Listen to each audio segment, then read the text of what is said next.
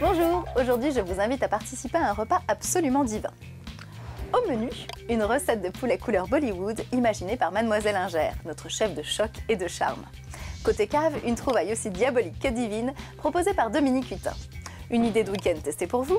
Et enfin, en dessert, je vous donnerai quelques conseils pour goûter et apprécier le vin de façon responsable. Allez, on se lance côté cuisine.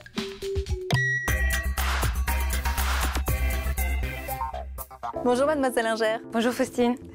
Mais que vois-je? Du curry, des amandes? Vous n'auriez pas l'humeur un peu voyageuse aujourd'hui? Oui, on peut dire que c'est une sorte de recette bistrot orientale. Ah, j'oubliais la liste des ingrédients.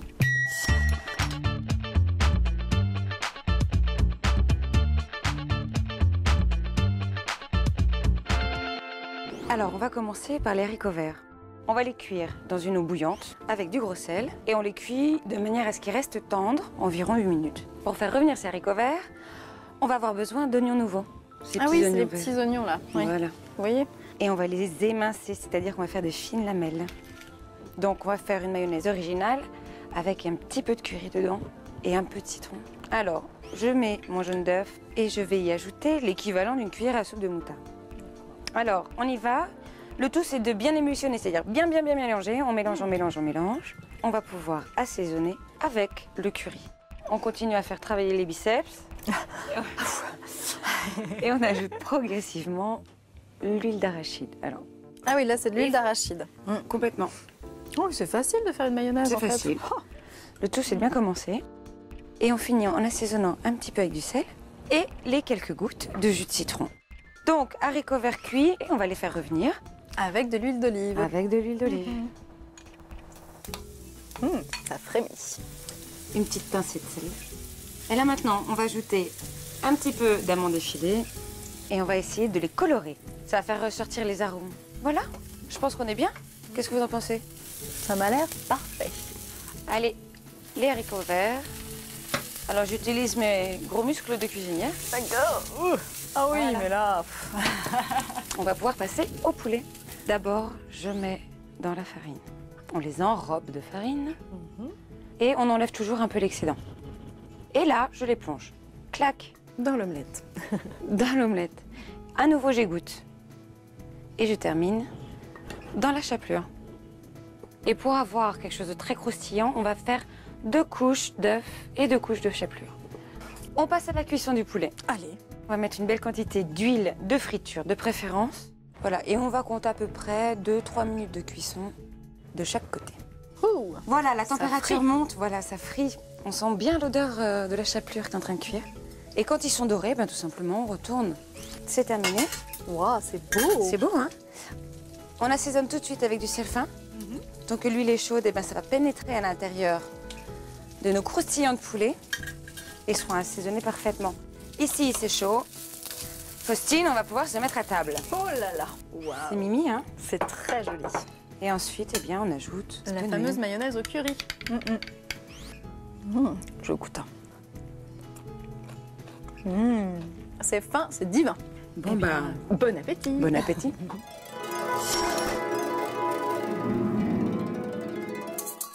Allô Dominique, c'est Faustine.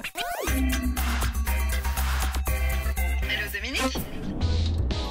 Faustine? Bon, avec Mademoiselle Inger, on s'est lancé dans un poulet au curry un peu décalé. Et il nous reste 1 heure pour trouver une bouteille pour l'accompagner. T'aurais une piste, s'il te plaît? Oh, écoute, ce sera même réglé en moins d'1 heure parce que là, je suis surbooké. Mon conseil tient en 2 mots. Corbière, blanc. Les aiguillettes de poulet pané, vous allez les grignoter? Prends un vin facile d'accès. Prends un vin de pays. Oui, un Grenache blanc. Un Languedoc, comme le Corbière.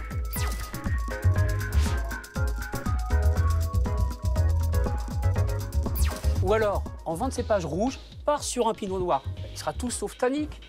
C'est bien pour préserver la chair du poulet. Poulet au curry, oui.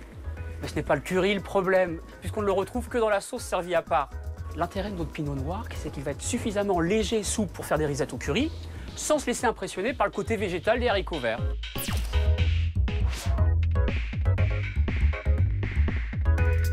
Dites-moi, cher ami, vous n'auriez pas des invités prêts à se mettre les pieds sous la table? Parce que tu sais que moi, je peux faire des kilomètres pour un poulet au curry. D'autant que le vin de cépage, je crois que je l'ai.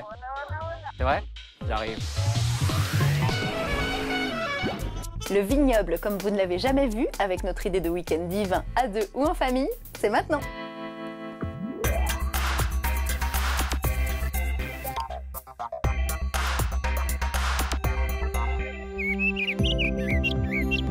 Alors que le soleil commence à disparaître derrière les collines, un drôle de manège a lieu aux alentours de Sologny.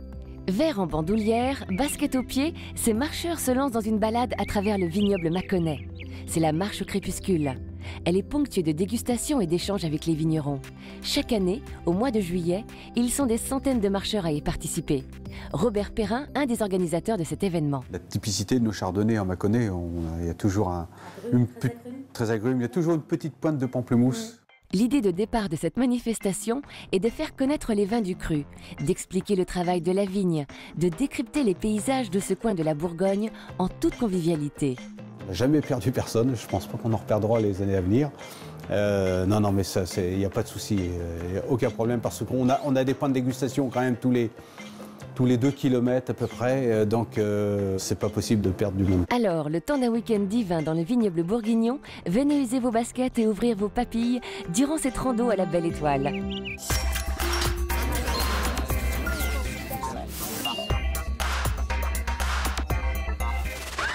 Panique à bord, votre boss vient dîner à la maison ce soir avec madame.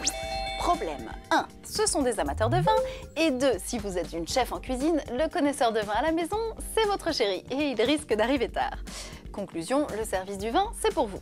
Alors voici quelques conseils qui vous aideront à faire face. Sortez de beaux verres qui permettront au vin de s'exprimer.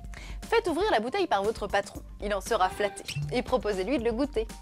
Bouchonné, bien équilibré. Mais oui. Faut-il le carafer? Comment ça? Convient-il au plat que vous avez préparé? Naturellement. Vous avez ouvert la discussion sur un sujet qu'il connaît.